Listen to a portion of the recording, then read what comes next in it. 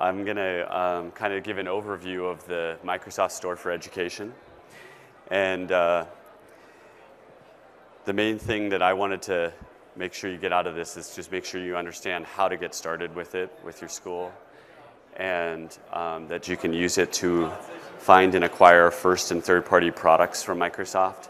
So right now we have applications in there for Windows 10, but we also have hardware and physical goods in there, and books. We have textbooks going as a pilot right now with 4 major schools around the world and a 5th one starting in a week or so. There's lots of different types of products that will be showing up there over time. And then the other thing that I want to talk about is how the store relates to your identity system in your school. That's going to be a key part, and certainly for universities, there's an interesting thing there. Do the university students have an identity from Michigan State?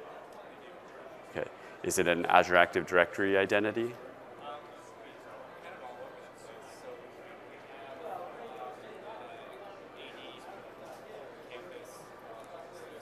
On-prem AD? Hi. Okay. All right.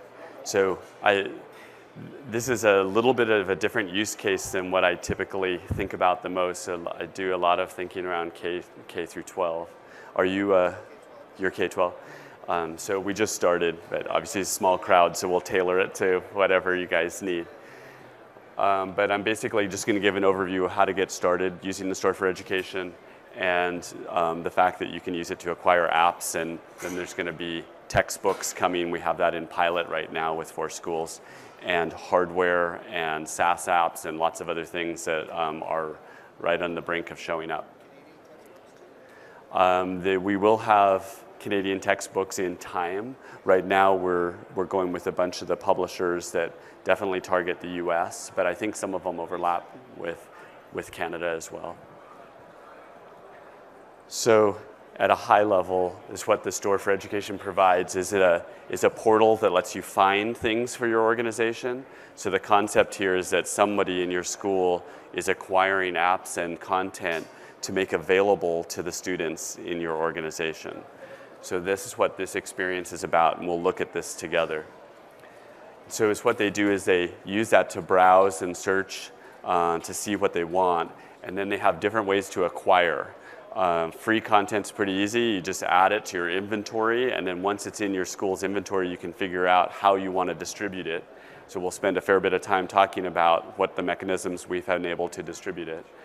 And then over time, you need a way to be able to see what it is you own so that you can take action on it and do things like buy more if it's a paid piece of content and your population's growing and you need more seat count. Or redistribute what it is that you've already purchased to new students because they've either changed classes or they've graduated or something like that. So you can reclaim and reassign licenses to content as well.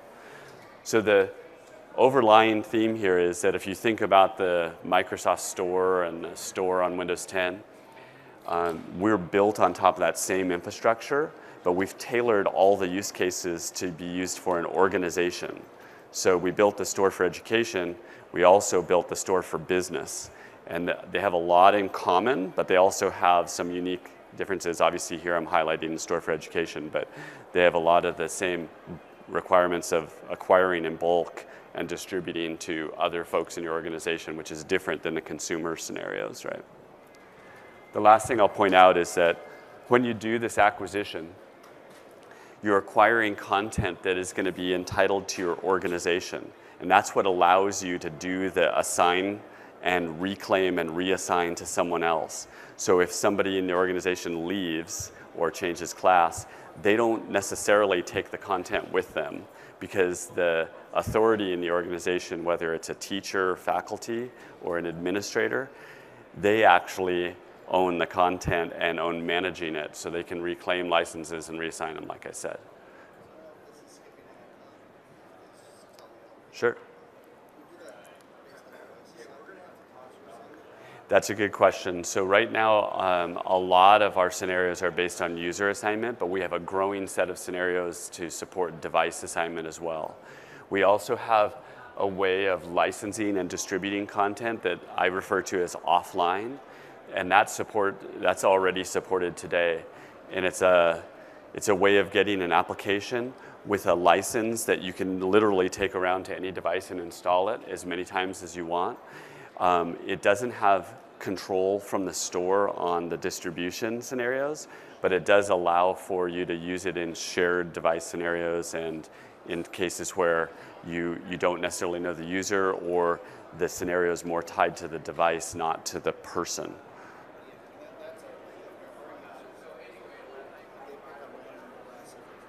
Yes.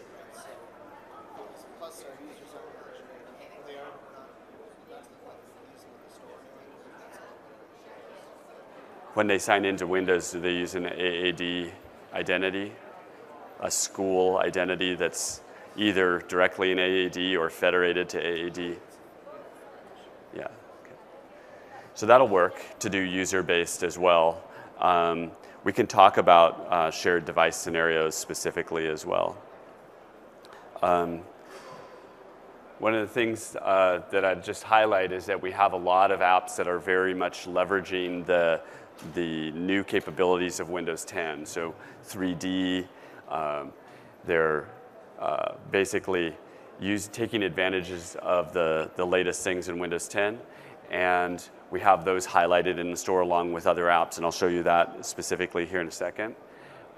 We also have apps that are taking advantage of specific hardware capabilities as well and have interoperability requirements for different flavors of Windows and so forth. So there's a whole range of applications there that is growing with time because that's this big ecosystem around Windows 10 that has first and third party content coming in all the time. So that just continues to evolve and grow.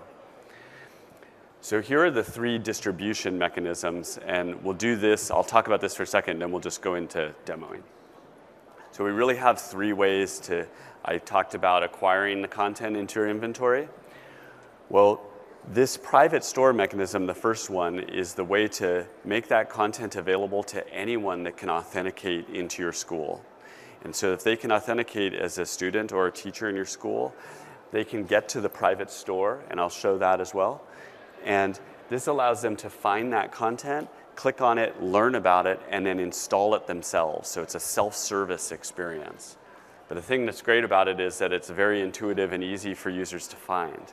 So they don't have to hunt around because it's just in the store client on Windows 10. It's also on the web, so you can find it from other devices as well for scenarios like web apps and textbooks that will work on other devices as well. So that's the private store. Direct assign is the more straightforward approach, which is I know who I need to assign the content to. You can assign it to individuals and to small groups today. We're adding capabilities to have a direct tie to AAD groups so that you can do something like assign an application to a specific class.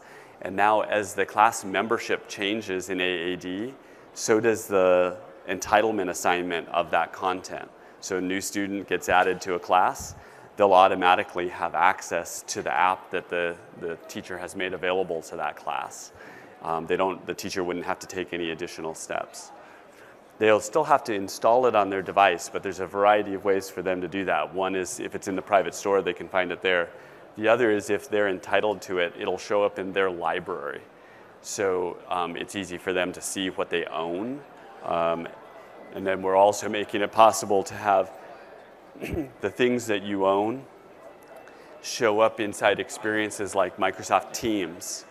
So if your school starts to use Teams and you have Teams for each of the classes that the student is in, they can click on that class and they can find all the applications that are available to them because they're a member of that class's group in AAD. And then the last one is MDM integration. And MDM integration allows a tool like Microsoft Intune or Intune for Education specifically here, and third-party MDMs like AirWatch and MobileIron, Lightspeed, SOTI, BlackBerry. They've all integrated with our store. And so that allows them to synchronize the inventory that you've acquired for your school into the MDM. And then you can use the MDM, if you like, to distribute the content. Because MDMs have more capabilities to apply policies to device. So you may do that in the same motion that you're distributing the apps, is you basically say these devices need to have certain security policies applied before I'll put applications on that device. So you can do that from the MDM console and do that together in one spot. System Center, if you use SCCM, is also integrated with this, so it'll do the same thing. So let's just go ahead and demo. So have you guys seen the Store for Education before? Okay, you have, you haven't. Okay, so you can get to it by going to microsoft.com/education-store. It resolves to this URL, which is educationstore.microsoft.com. And what you see here is that I'm already logged in. I'm logged in as an administrator in my school. And I did that because this portal is primarily about the authority in the school that is doing that initial find to get content into their inventory. So you do that finding and shopping here on this page, which I'll scroll down and show you. This is the private store for this school, so I'll show you that they've put content in their private store, and that's the self-service experience. It's on the web and it's in the Windows 10 client. I'll show you both. This is where they go to manage the inventory that they've acquired, to distribute it or buy more or return. And this is an experience that lets them find additional help for partners that may be able to provide additional apps or customization or IT services for them that wasn't available in our store catalog. So it just makes it an easy spot to go. So if I scroll down, you can see the hero content there at the top. We have other categories for education and some other highlighted apps. And then you see some applications that are categorized by area like STEM, learning tools, collaboration, Microsoft apps, learning management systems, and so forth. So I'll just scroll down a bit so you guys get a feel for what's in there. At the very bottom, we're giving kind of a hint as to what some of the things are we're doing next. Here's the first big hint is we're putting hardware in our store soon, but it's not there yet. But until then, you can actually go find out about hardware by clicking on this link so their store is not a dead end. You can also get to the other education sites that are linked there as well. And then here are the rest of the underlying store categories. Like I mentioned earlier, the Store for Education is built on top of the Windows 10 Consumer Store. So all the content that's in the Windows 10 Consumer Store is also available through the Store for Education. So you can either get to the underlying categories here, or you can go up here and do a search and get to anything. We just have this shopping experience that's tailored to schools so that it's easier to find the grouping of the contents you want. So I'll just click on the private store here. So now I'm going to switch from that shopping to that acquisition distribution that I talked about. So this is the experience on the web that we've just started to light up. And you can see that the apps are kind of grouped here in this, it's a lot hard to see, but this gray band. We're going to allow the administrator to create many groups like this and put different apps in different groups so then they can tailor it to either different parts of their organization or they can just organize it so things are easier to find within their organization.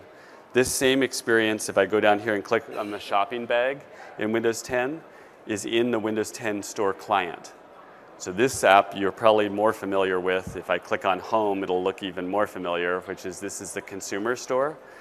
You can kind of think of these first few tabs here as being the Consumer Store, and then this tab that says Goochland High School shows up because I'm logged in with this same identity here. The Azure Active Directory identity that I'm using in the portal is logged into the store client as well. So the private store is actually available here as well. So this is the most discoverable thing that students would likely have. So if they click on something like the first one here, Kahoots Play, the experience that they would get is they can learn about that application. And then I already have it installed, but if I didn't, this blue button would say install. And here, in this case, it just says launch. So that's the private store experience on the web and the client. This is the manage experience. I'm using a demo AAD tenant here, right? So I called it Goochland High School, but so it has some content in it, but obviously this content would be a lot more voluminous and richer if you had your real school set up. I'll click on products and services and you'll get a feel for the fact that the administrator can see all the content that they've acquired. If I scroll down, there's plenty of content in there. And they can do things like click into a piece of content. And this is where I talked about the second type of distribution, which is the direct assign. And so in the case where I know who I want to assign it to, I can take this application and assign it to either a group or an individual. In this case, Jerry, who's the person I'm logged in with, actually already has it assigned. It's as simple as typing in a name. And just to prove this is going against Azure Active Directory, like I can just start typing in the name and it actually finds it in the directory. You can also type in group names too. I don't know if I have any groups in this tenant, so I can't show that right now. The other parts of the manage experience here are devices is pretty interesting. This is a big area of investment for us where we're allowing users or administrators to directly import from an OEM or upload from a CSV file that they got from their OEM, their device list, and then they can create autopilot, it's called Windows Autopilot profiles that they can associate with the devices. So what that does is it allows the UBI experience, the out-of-box experience for Windows 10 when you first boot it to be customized so that you can get the right experience for your school. For instance, you can require that you must log on the first time to that new device with one of your school credentials so that it prevents theft, for instance. Another thing that just that simple act of requiring you to log on with your AAD identity can trigger a device cloud domain join and an enrollment into Intune. And once you've got that series of events set up, now that device starts to be customized by Intune. And Windows Update kicks in and starts doing any updating that's required. And the device, without imaging it, becomes customized to use in the profile you set up across Intune and the store automatically, just upon booting it. So that's autopilot. You can also get, obviously, to your commerce history for the stuff that you've purchased. You can set up permissions for how people are going to be interacting with this store portal we're looking at here. And the settings is where you would synchronize with your MDM tool and some other settings that are available there. And then finally, the Find a Partner experience. This is where you can go if you don't see something in the store that you want, but you want to reach out to the Microsoft partner ecosystem in order to get help. So you can type in where you're located, and education is one of the categories, but there's many more. And do searches across this to find partners that you might need to help. So without further ado, I'm happy to take questions along the way, but I don't really have any more slides I want to show, so I want to basically see if you guys have any questions at this point. Covered a little bit of ground there. Nope.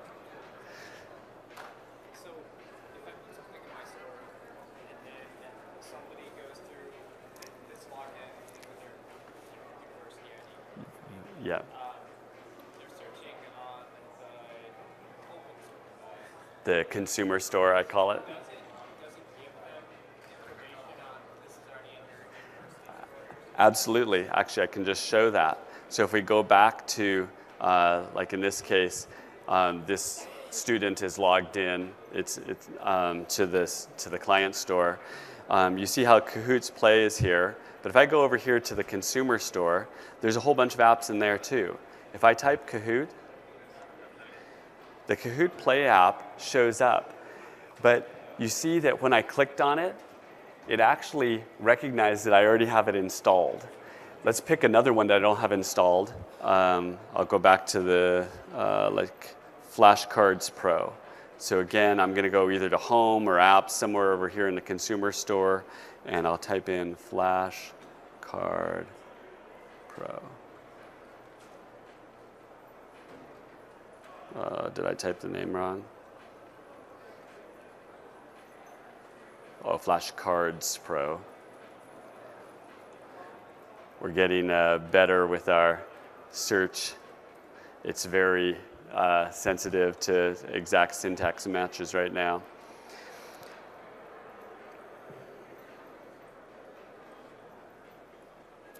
There you go. So see how the results put the Flashcard Pros app in this Goochland High School titles because it is in my private store. So it organizes it that way. So now the student can find it. This is particularly important. It's interesting for free apps because it may guide them towards, hey, your school made this available to you. But it's more interesting for a paid app because then that means that the school actually purchased this for you. And when they click on it, regardless of how they got to this is called a product details page is what we call it. Regardless of how they got to this page, we'll know that they're entitled to actually install it, and we won't ask them to pay for it again. And that's simply because they're logged in with both of, I didn't really talk to that earlier, but the store allows you to sign in with both your consumer and work or school identity at the same time. So this is literally my consumer identity, and this is my test tenant school identity for the demo. If the device is owned by your school, you can use policy to control the behavior of this on the client in Windows 10. So if your device, if you want to lock it down, like say you're in a school kiosk mode or you're in a shared device in a lab or something like that, you'll likely apply a lot of policy that prevents the students from logging in with their MSA at all on the device, or maybe just not into the store. So all of that is supported as well, but obviously that can only be done if the device is managed. So this gentleman's from a university, so most of his students will own their own devices and not be managed by the school. Any other questions?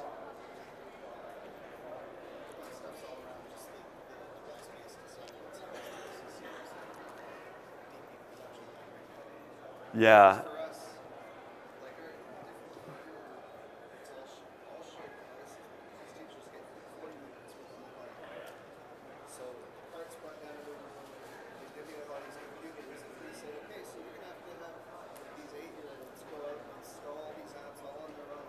Right.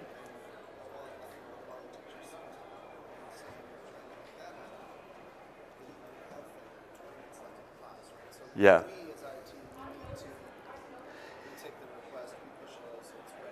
You prepare the shared cart devices so that when they roll out, the students just simply turn them on, log in with their school credential, right? But you want the apps that they need to just be there. Yep.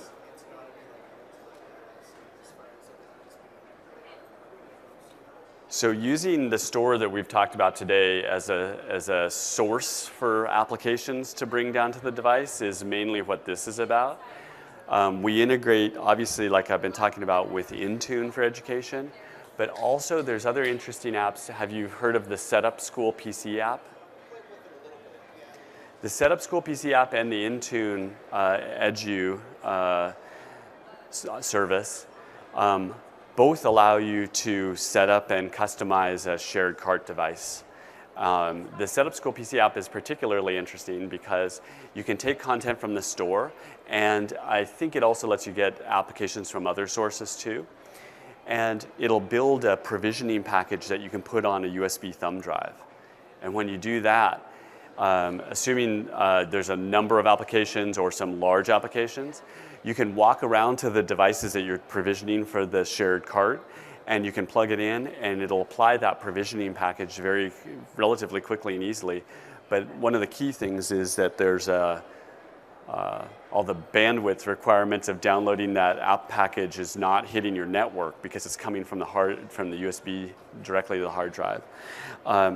That application, that Setup School PC application, can also apply policy and settings to the device as well.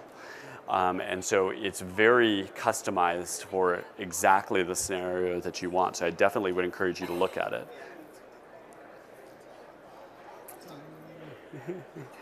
We recently has anybody used Windows 10S at all? Okay.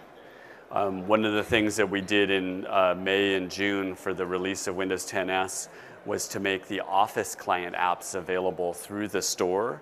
we call it a desktop bridge package, so that the Word, Excel, and PowerPoint, for instance, can be packaged and delivered through the store. It's actually in this demo tenant that we're looking at here. And you can use the Setup School PC app to actually deploy that bundle of applications, the Office client applications. And that has an even bigger benefit because of the size of the download.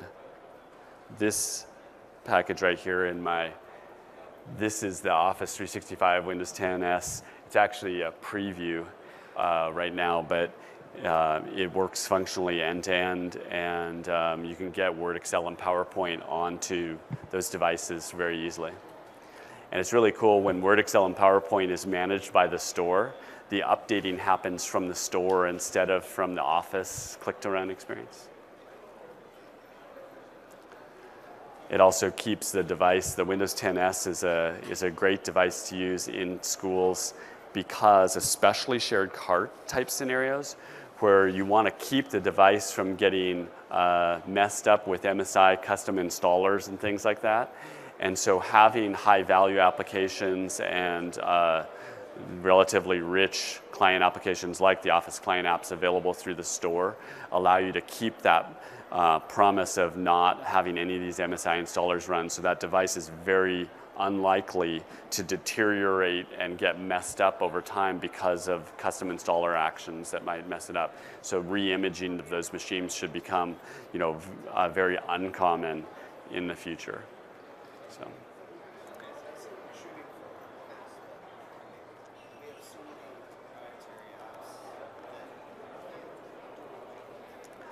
Are they custom apps to your school? Yeah. Don't give up hope. There are a lot of applications flowing into the store catalog. Yeah. Yep. I put in my couple of slides there around applications that are in the store and stuff that we're working on getting in now.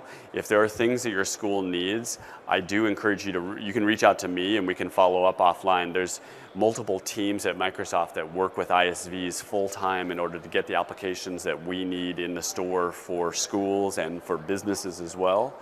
And they've made a ton of progress in the last couple of years. And together, often it actually works to partner with, in this case, the school and Microsoft together in order to, reach out to that ISV and actually encourage and even help them to get their application into the store so that you can use the store. What's that? Autodesk on your list. Okay, Autodesk. Autodesk is definitely on the list already. So I need to wrap up, but if there's anything else, I'm happy to. Did you have any questions? Okay. Well, thanks you all for joining, and hopefully you can get started with the Store for Education. And my name is Ford McKinstry. I started with that, and my email address is fordm@microsoft.com. Feel free to send me a note if you have any follow-up questions or you want to talk to an app vendor together and see if we can get an app that you need for your school into the store.